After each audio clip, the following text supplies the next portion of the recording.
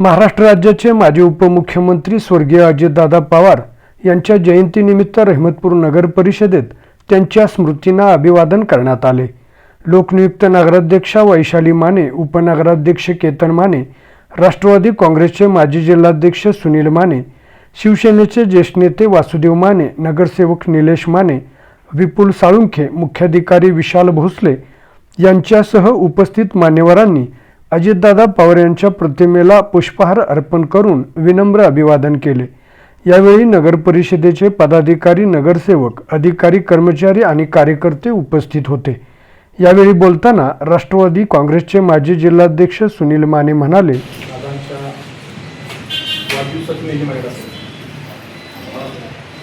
वाढदिवस हा दादांचा कार्यक्रम असेल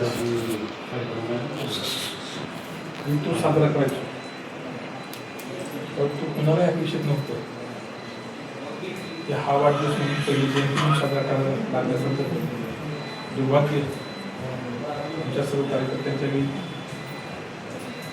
राजकारणामध्ये कसं बोललं पाहिजे, कसं वागलं पाहिजे आणि दिलेला शब्द कसा पाळला पाहिजे, वक्तशीरपणा असेल, प्रशासनाची असणारे संबंध असतील, अधिकाऱ्यांशी संवाद कसा साधला पाहिजे, हे सगळी उदाहरणं मी जवळपास राजकारणामध्ये 15-20 वर्ष दादांच्याकडून शिकलेली।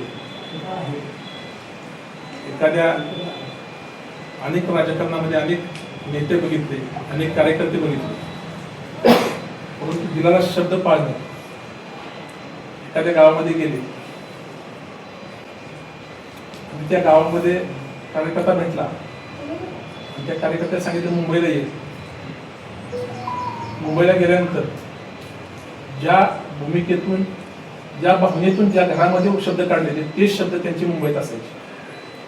नाहीतर राजकारणामध्ये गावात गेल्यानंतर नेते मंडळी बोलतात, जेव्हा कार्यकर्ता मुंबईत जातो तेव्हा चेहरा वेगळा दिसतो।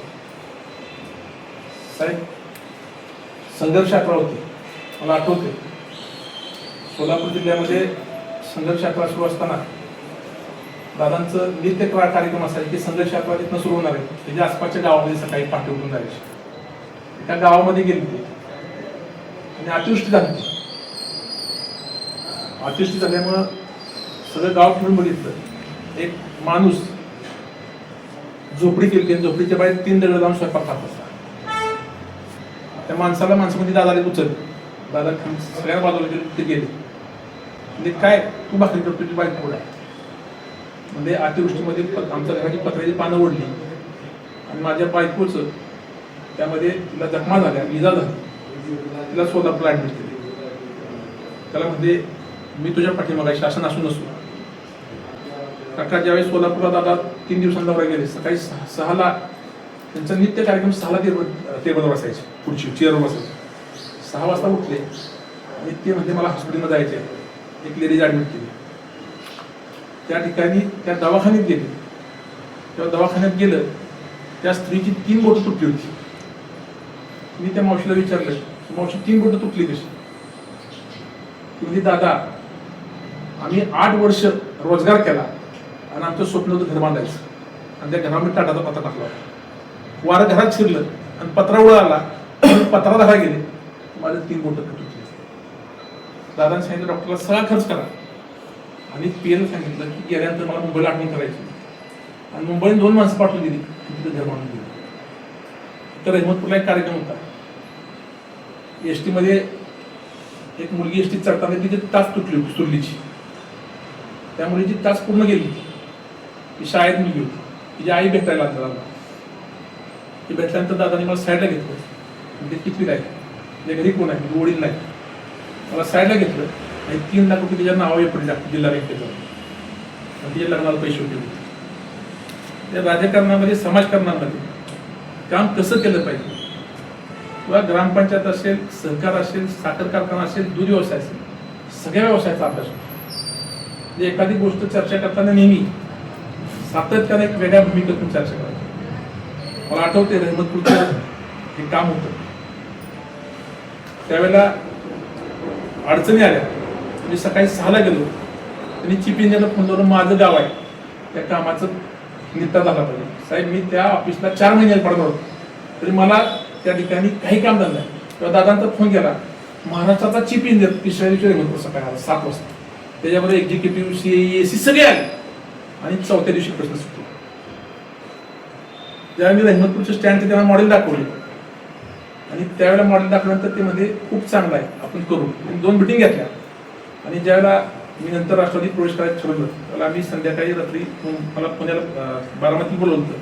म्हणजे तुझं सुनील स्टँड राहिलं, तुझी आयडिया बघून म्हणजे मी बारामती स्टँड बांधलं, आपण रहमतपूरला स्टँड बांधलो. रहमतपूर नगरपालिका उत्पन्न कसं वाढतं, 104 गाय मिळणार आहेत, एसटीला मिळणार आहेत, नगरपालिका मिळणार आहे. म्हणजे एखादी चांगली कल्पना सांगितली तर ती कल्पना समजून घ्यायची भूमिका आहे. असा नेता महाराष्ट्रामध्ये एखाद्या शतकामध्ये एखादा नेता करावा. राजकारणामध्ये म्हणजे पवारसाहेबांच्या नेतृत्वाखाली निर्माण झाले, परंतु स्वतःचं एक वेगळं अस्तित्व पवारसाहेबांच्या पेक्षाही वेगळं निर्माण करण्याचा प्रयत्न केला. काही राजकारणात माणसं जन्मानं मोठी असतात, काही कर्तृत्वानं मोठी असतात. दादा ही जन्मानं आणि कर्तृत्वानं दोन्ही मोठी.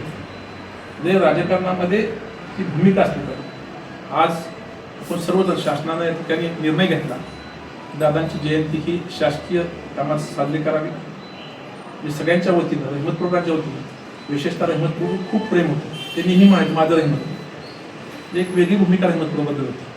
आज ते जाण्यामुळं व्यक्तिगत माझंही झालंय, परंतु गावचंही खूप मोठं नुकसान झालं. म्हणजे एखाद्या योजना कल्पना सांगितली तर मंत्री त्या ठिकाणी उडून जातात, परंतु ती कल्पना ऐकून घ्यायची भूमिका त्यांची.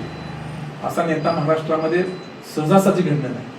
म्हणजे 25 वर्ष प्रदीर्घ अनुभवानं त्या ठिकाणी हा नेता घडला. यावर्षी दादांचं जयंती साजरी करावं लागेल हे कुणाच्याही मनात नव्हतं, परंतु परमेश्वरापुढे काही चालत नाही. शेवटी दादा त्या ठिकाणी त्यांचं अकाली निधन झालं आणि महाराष्ट्रातल्या सामान्य माणसाला पुरवलं लागलं. दर बुधवारी त्यांची एक बैठक असायची जनता दरबार. महाराष्ट्रातल्या कानाकोपऱ्यात माणूस होत्या, कोणी नेता कोणी शिफारस काही लागायची नाही. पटमनी चर्चा, जाग्यावर निर्णय, योग्य वाटलं तर योग्य, अयोग्य वाटलं तर नाही म्हणून तोंडावर सांगायची भूमिका. राजकारणामध्ये मतासाठी किंवा कुठल्या गोष्टीसाठी काही खोटं बोलायची कधी भूमिका नसायची. आम्ही म्हणतो आता सांगा की आश्वासन, म्हणजे आश्वासन देणं सोपं असतं, जे होईल ते सांगितलं पाहिजे ही भूमिका असायची. आज त्यांच्या जाण्यामुळं खूप मोठं नुकसान झालंय. त्यांचे जे राजकीय गुण आहेत, वक्तशीरपणा असेल, अध्यक्ष मॅडम, आपण सगळ्यांनी जे सगळ्यात शेवटी राजकारणामध्ये आपण सगळ्या विचारांच्या मतभेद आहोत, परंतु सामान्य माणूस हा केंद्रबिंदू असला पाहिजे. सामान्य माणसाला न्याय असला पाहिजे. त्या ठिकाणी राजकीय जोडे बाजूला असले पाहिजे. ही नगरपालिका बांधली तेव्हा त्यांनी सांगितलं भाषणामध्ये ते गावचं मंदिर आहे, कुठलं दुसरं मंदिर नाही, नगरपालिका हे गावचं मंदिर आहे. साहेब त्या दिवसापासून आम्ही कुणी येताना पायात बाहेर चप्पल घालून येतो, म्हणजे आज कुणी चप्पल घालून येत ही परंपरा आहे. ते त्यांचं जे गुण होते ते अंकुरूया. त्या गुणाच्या माध्यमातून सामान्य माणसाला न्याय देण्याची भूमिका करून ही दादांना आपल्या सगळ्यांच्या वतीने प्रार्थना केली.